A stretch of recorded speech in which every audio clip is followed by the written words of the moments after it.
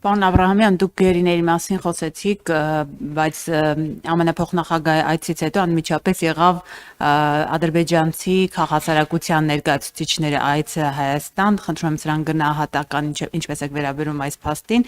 այս այցին, եւ երկրորդը պարոն Աբրահամյան արդեն վեհափառի հետ կապված իշխանությունը քայլեր է ձեռնարկել եւ նրա Հայաստանից դուրս գալը եւս արգելել է, այս առումով նաեւ օրերս մենք լսեցինք շաբաթվա վերջում Դոշտ հեռուստաընկերությանը տված հարցազրույցում ազգային ժողովի նախագահը խոսել է հոգևորականների մանկապղծության փաստի մեջ, այսպես ասած, թաթախված կամ գործ ունենալու մեջ։ Այս առումով եւս ձեր գնահատականը խնդրում եմ։ Վերջից սկսեմ, ինչ վերաբերում է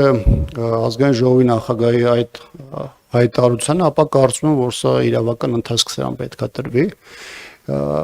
Ես մի քիչ դժվարանում եմ ասել, թե որն է ճիշտ ճանապարհը այստեղ դատախազություն դիմելն է, դատական հայցաններով անցնել, թե ինչպես գնալ է, դա ավելի շատ նեղ մասնագետները կասեն, թե որն է ճանապարհը, բայց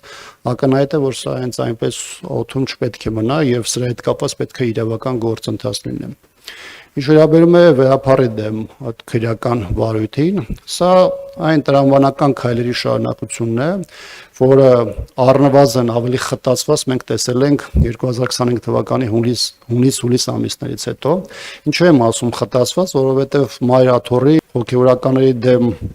տարաբնույթ հարձակումները 2018 թվականից հետո են եղել, տարբեր փուլերում ակտիվացել են եւ այլն, սակայն վերջին շրջափուլը, որը կարծես թե իշխանության շատ ավելի հավաքական հարձակման ժամանակահատվածն է, 25 թվականի հունիսից է արտահայտվել եւ ակնհայտորեն ինչ-որ փուլում պետք է բերեր այսպիսի դրսևորման, ինչը նաեւ կարծում եմ որոշակիորեն կանխատեսելի էր։ Ինչի եղավ հենց այս պահին, կարծում եմ, որ բոլորի համար ակնհայտ էր, որ Եպիսկոպոսատ ժողովի կազմակերպման մասով էր սա այս որոշակի արագացված գործողությունները պայմանավորված, կրկնում եմ, ակնհայտորեն ինչ-որ փուլում լինելու էր այսպիսի դրսևորում, այսպիսի մեծ եւ մասշտաբային համակարգային հարձակումների պարագայում, բայց որոշակի գործողությունները արագացվեցին կապված Վիեննայում նախատեսված այդ հայտնի ժողովի հետ։ Ինչ վերաբերում է ձեր առաջին հարցին, որը վերաբերում է երկու երկրների այսպես կոչված քաղաքասարակության ներկայացուցիչներին, կարծում եմ, որևէ նոր բան չեմ ասի ձեզ, եթե ասեմ, որ Ադրբեջանում առհասարակ շատ մեծ չափազանցություն է քաղաքացիական հասարակություն ասելը, որովհետև Ադրբեջանում շատ վաղուց բռնապետություն է կառուցված, այնտեղ խոսել ազատ մեդիայի մասին, խոսել հասարակական կազմակերպությունների մասին, որոնք դուրս են իշխանության վերահսկողությունից, պարզապես չեն կարող ասել, եւ սա որոշակի նաեւ ուժային, այսպես ասած, մարմինների կազմակերպած խումբ է, որոնք ամեն մեկ ունեն տարբեր խնդիրներ, մի մասը հանրային մակարդակում, մի մասը չերևացող մակարդակում եւ այլն։ Դեռ չեմ խոսում այն մասին, որ իրենք այդ մարդիկ կամ այդ մարդկանց ճնշող մեծամասնությունը դեռևս որոշ կարճ ժամանակ առաջ խոսում էին հայի նկատմամբ ատելության կամ հայի դեմ գործողությունների ամենաբարձր մասշտաբների մասին եւ բնականաբար այդ մարդիկ մեկ օրվա մեջ չեն կարող փոփոխության ենթարկվել եւ ասել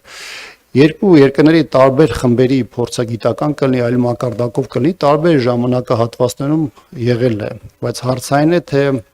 դրանք ինչ խնդիր են այդ պահին իր մեջ ունեցել եւ այլ հարցը թե դրանց ինչ նշանակություն է տրվել։ Իսկ այս տեսանկյունից Ադրբեջանը ինքը իր համար ունի իր քայլերի հաջորդականությունը, դրան զուգահեռ իմիջիայլոց սպառազինվում է եւ նաեւ ռեգիոնում սպառազինության մրցավազքի մեջ է ակնհայտորեն Ադրբեջանը